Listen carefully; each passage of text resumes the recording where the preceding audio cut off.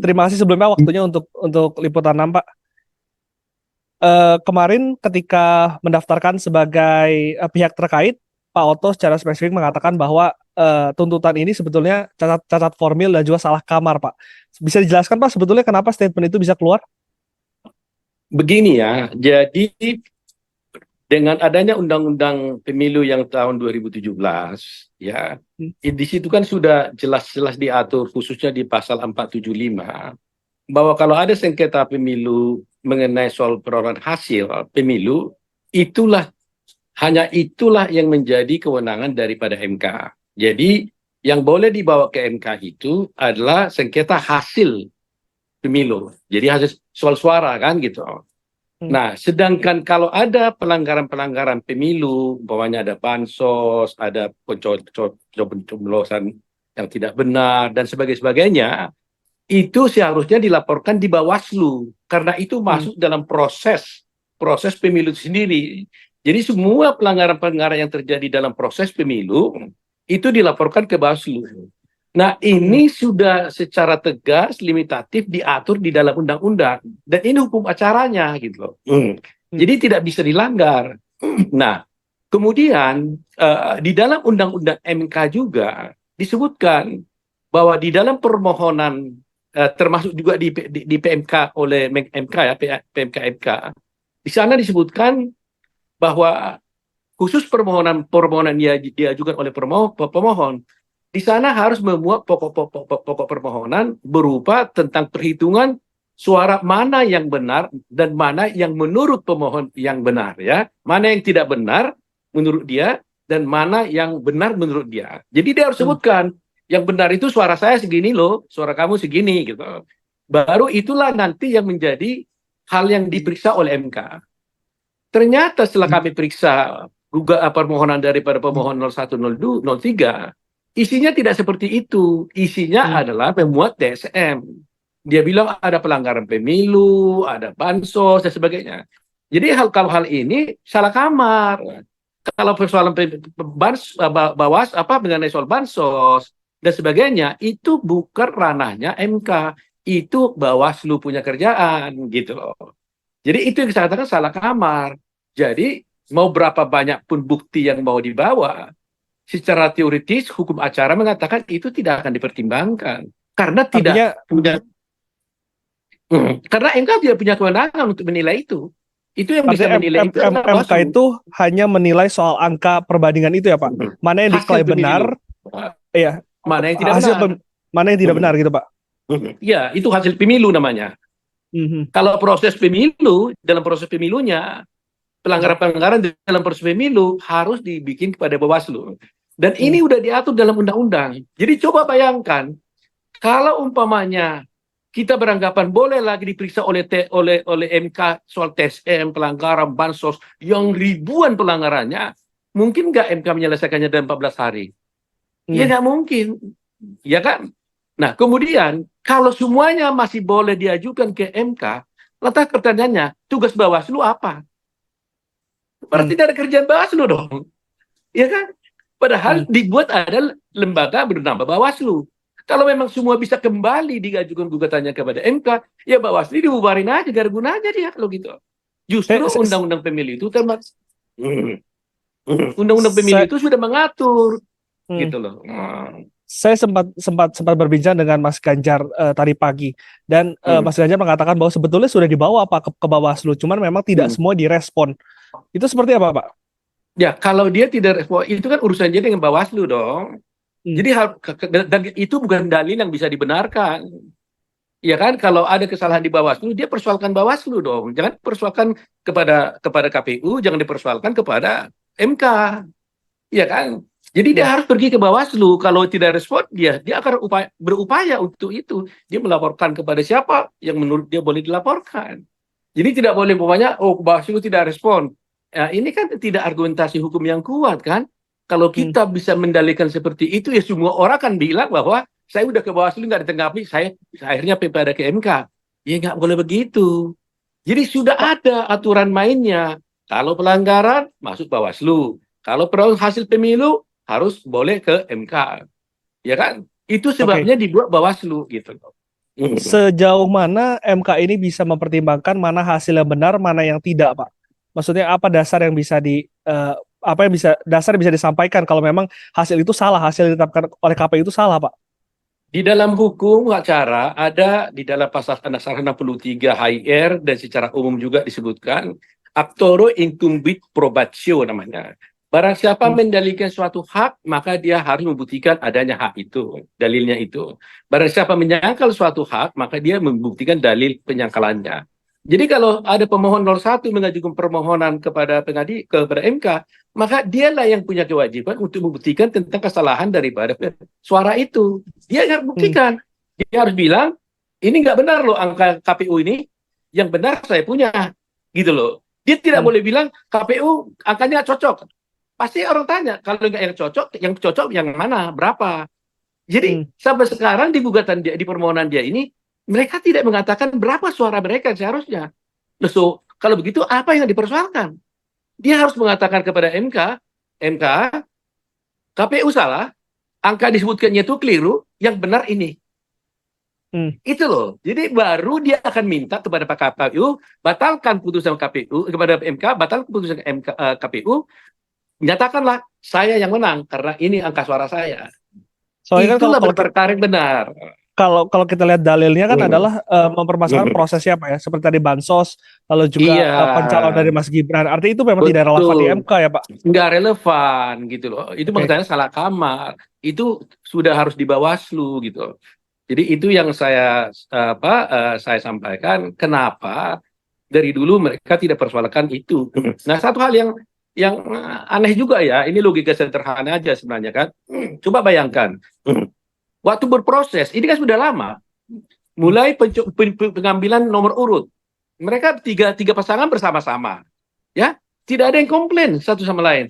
Eksistensi Pak Gibran juga tidak dipersoalkan pada waktu mengambil nomor urut. Kemudian debat capres 5 kali debat capres dan cawapres ada 2 kali kalau salah ya, 3 dan 2 kalau salah. Nah, dia tidak persoalkan bahkan dia mau berdebat dengan Gibran. Setelah dia kalah baru dibilang Gibran nggak layak jadi calon. Ya kan lucu dong. hmm. Nggak masuk akal kan, itu aneh kan. Jadi nggak fair gitu loh. Jadi mestinya kalau dia dari awal keberatan dengan Gibran, dari awal dia harus keberatan dan akan menyatakan saya tidak setuju dengan Gibran, saya tidak mau cabut nomor urut bersama dia. Di situ dia harus persoalkan ke Bawaslu Pak dan Oto, kepada tapi kan KPU. kalau misalnya kita lihat di 2014 dan juga 2019, Pak Prabowo juga melakukan hal yang sama, Pak, dengan dalil TSM tersebut juga tersampaikan di MK gitu, Pak. Dan akhirnya kan Artinya ditolak apakah kan? Tapi kan ya, ditolak kan? Ya itu hmm, ditolak. artinya apakah dengan proses ini sudah terbaca, Pak? Hasilnya akan seperti apa? Ya, kan kita juga bisa pengalaman. Tadi Anda sendiri bilang, dulu Pak Prabowo mengajukan, ditolak. Ya, mungkin ini juga akan ditolak juga. Sama. Hmm. Tapi Ya apakah kan? nanti pihak terkait akan menghadirkan ahli ataupun saksi untuk bisa menguatkan argumentasi tersebut, Pak Oto? Teoritis memang itu pasti kita siapkan, tetapi Hmm, siapa orangnya kita masih belum tentukan secara definitif. Tergantung kepada reaksi dan pembuktian yang dibuat oleh lawan kan. hmm, Kalau dibuktikannya mengenai A, maka saya harus cari saksi yang bisa berhadapan dengan A itu. Kalau disebutkan diajukannya ahli mengenai X, maka saya harus bisa mencari ahli yang bisa mematahkan dalil si X itu.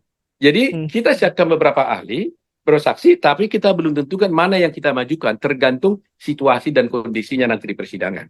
Ahli apa saja, Pak, yang sudah dipersiapkan, Pak? Ya, kalau umpamanya dia mengajukan tentang ahli tata negara, pasti kita ajukan ahli tata negara. Hmm, Kalau dia ajukan ahli IT, kita pasti ajukan ahli IT tandingannya kan gitu. hmm, Makanya tergantung gitu. Saya katakan tadi beban pembuktian itu ada di pihak pemohon. hmm. Jadi kalau dia yang memohon, dia harus buktikan. Kami defend gitu loh. Kalau kami menyangkal, maka kami membuktikan penyangkalan kami. Itulah Oke, asas hukum yang fair gitu loh. oke.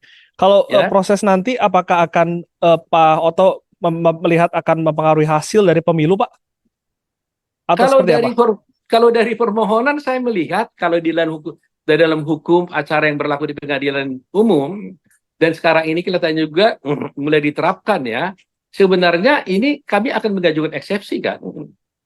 Eksepsi Akan maju terhadap eksepsi. Hmm, oh iya, karena dengan mudah kami akan mengatakan bahwa Mahkamah Konstitusi tidak punya kewenangan untuk mengadili dan memeriksa perkara ini karena yang diajukan mengenai pelanggaran pemilu, bukan mengenai Hmm. soal sengketa hasil pemilu. Jadi Mahkamah Agung sebenarnya tidak berwenang untuk menangani ini, ya Hmm. kan? Nah, kedua, permohonannya ini cacat formil karena tidak sesuai dengan hukum acara yang sudah ditentukan dalam Undang-Undang Pemilu, Undang-Undang MK, dan PMK dari MK. Jadi kalau Hmm. acaranya sendiri sudah dilanggar, cacat formil kan? Hmm. Umpamanya dikatakan, kamu harus mengajukan gugatan ini dengan mengatakan pokok gugatanmu adalah harus mengenai soal sengketa tentang perolehan suara. Padahal dia juga TSM, berarti tidak cocok dong. Hmm. Nah, hukum acara itu harus dihormati. Karena hukum acara akan menentukan hasil. Di negara berdaulat dimanapun, hukum acara itu sangat penting demi kepastian hukum. Ya kan? Jadi kalau Hmm. ada sudah diatur hukum acaranya oleh Undang-Undang Pemilu, oleh MK, maka harus ditaati. Barang siapa melanggar hukum acara ini, maka itu pelanggaran yang serius dan bisa berakibat berubahnya putusan yang akan diambil. Jadi Hmm. saya yakin dan percaya MK ini akan menegakkan hukum acara dengan konsisten. Hmm. Gitu. Dan kalau itu Oke. ditegakkan, otomatis gugatan mereka akan di NO, need of funckless namanya. Dinyatakan Hmm. tidak dapat diterima. Gitu. Dan itu bisa keluar ketika eksepsi sudah dibacakan, Pak Oto. Betul. Cuma karena waktunya 14 hari, mungkin akan diputus bersama-sama dengan pokok perkara kan di 14 hari itu. Kalau di Oke, pengadilan oke. biasa kan ada putusan sela. Kalau ini Terserah. mungkin nanti ini mungkin karena 14 hari nggak perlu diputus sela, tapi mungkin diputus di akhir perkara. Kecuali MK berani, dia bilang langsung, ini cacat formil, ini tidak kewenangan saya, udah, dia bilang kan selesai, bisa juga. Kalau mau Hmm. cepat sih seperti itu, karena memang itu hukumnya gitu. Pak Oto, kalau misalkan Pak Oto mengatakan bahwa ini tidak relevan, pertanyaannya kenapa masih diajukan gugatan ya Pak untuk ke MK ini? Apakah 01 dan 03 ini hanya melakukan formalitas tersendiri Pak? Ya, gue harus tanya mereka, kenapa masih ajukan begitu ya. Tapi kalau Tanya Pak Oto melihatnya seperti apa? Ya, bisa saja mungkin, bisa saja ini kan hanya pendapat ya, bisa Mhm. salah, bisa saja namanya politik kan. Dia kan mungkin perlu meyakinkan konstituennya kan. Kalau dia Mhm. langsung menyerah, tidak maju gugatan, konstituennya kan akan merasa tidak puas. Kenapa kamu tidak berjuang gitu kan? Mungkin Mhm. begitu. Bisa saja seperti itu. Tetapi Kalau kalau saya sih melihatnya, kalaupun ada begitu, saya tidak mau. Dulu di kasusnya Prabowo 2019, saya memang aktifkan tidak perlu ke MK. Boleh ditanya. mhm. Saya yang diminta oleh Pak Prabowo pada waktu itu, apakah kita ke MK atau tidak? Saya nyatakan tidak. Karena saya tahu hasilnya. Tapi karena ada beberapa orang berpendapat tetap harus ke MK, dia bilang, silakan tapi saya nggak mau ikut dalam timnya. Itu Mhm. betul-betul fakta. Karena saya tahu apa ujung dari perkara gitu loh. Mhm. Jadi kalau sudah tahu ujung perkaranya akan kalah, untuk apa saya jalani? Kecuali ada tujuan-tujuan lain. Seperti tadi yang saya bilang tadi itu gitu. Jadi kalau saya kalau nggak tuj mau kalau sebagai tujuannya profesional lawyer, untuk kalau tujuannya untuk mengedukasi dan juga menjaga demokrasi yang dikatakan oleh 03, tanggapan seperti apa Pak? saya kira itu bukan profesi lawyer yang bertugas seperti itu. Profesi lawyer untuk memastikan hukum berjalan gitu loh. Hmm. Ya kan, saya sebagai profesional lawyer tidak akan mau menjalankan seperti itu. Udah saya tahu kalah kok. Itu kan Hmm. mengganggu pengadilan itu. Itu kan Oke. mengganggu masyarakat karena belum tentu itu menjalankan demokrasi, bisa juga menjadikan bahwa ini tidak demokratis juga kan. Tidak Hmm. bisa semerta-merta seperti itu. Jadi tidak berarti Oke. kalau dia mengajukan gugatan yang salah jadi edukasi publik. Terbalik, justru dengan gugatan dia yang salah itu menjadi publik tidak teredukasi dengan baik. Mereka harus Hmm. menjelaskan sebenarnya aturan hukum yang benarnya. Kalau betul-betul mau menjaga demokrasi dan mengedukasi publik, beritahukan kepada masyarakat, kami tidak lagi bisa mengajukan ke MK karena sudah itu ranah Bawaslu. Harus Oke. begitu baru masyarakat teredukasi. Oke. Pak Oto, pertanyaan terakhir Pak. Dengan pertimbangan Pak Oto tadi, penjelasan tadi, artinya ini akan mudah ya Pak dalam 14 hari ke depan.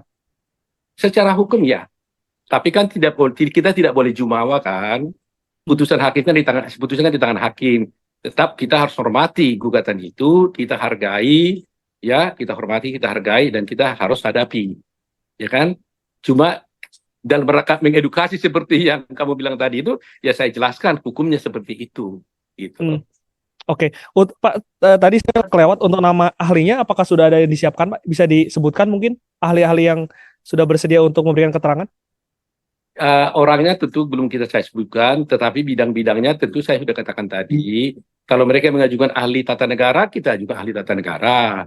Kalau mereka mengajukan administrasi negara, kita juga administrasi negara. Kalau mereka juga ahli IT, kita ajukan ahli IT. Kita ready for that. Gitu. Oke, Ya, oke. oke. Terakhir Pak, untuk persiapan nanti lusa ya berarti ya, Pak, untuk sidang pertama pihak terkait itu lusa, seperti apa Pak? Ada persiapan khusus? Ya, kita tentunya kan kita tim 45 orang. Ya, Hmm. kita menghadapi 2 gugatan sekaligus. Kalau mereka kan masing-masing satu kuasa hukum 45 orang, pemanjang 50 orang kan untuk menangani satu kasus. Kami 45 Hmm. orang menangani 2 kasus. Jadi di internal kami ada pembagian tugas gitu. Tapi keluar kita kami harus kompak, harus bersatu, satu suara. Jadi meskipun seperti contoh, umpamanya saya diminta untuk membuat gugatan, membuat keterangan terkait 01 ya 01 saya siapkan dengan tim yang sudah ditentukan dibagi gitu kemudian nanti dari Pak Yusril membuat persiapannya untuk 003 kemudian nanti malam ini kami kumpul gitu kan kami bersatu saling mencocokkan mengisi masukan satu sama lain karena meskipun saya yang memimpin ini dan Pak Yusril memimpin itu produknya harus menjadi produk bersama kita kompak keluar dan itulah yang kita bawa ke MK. Oke, Gitu. penegasan berarti penutup pemilu ulang itu tidak akan terjadi dan juga diskualifikasi untuk pasangan 02 itu tidak akan terjadi dengan putusan ini ya Pak? Ya, karena tidak dikenal dan tidak menjadi kewenangan daripada MK. Oke, Pak Ya. Oto Hasibuan, terima kasih waktunya untuk Liputan 6. Nanti kita ngobrol lagi ya Pak, masih panjang Baik, 14 terima hari. kasih. Terima kasih. Siap, sehat-sehat Pak Oto. Terima kasih. Terima kasih. Siap, makasih Pak Oto.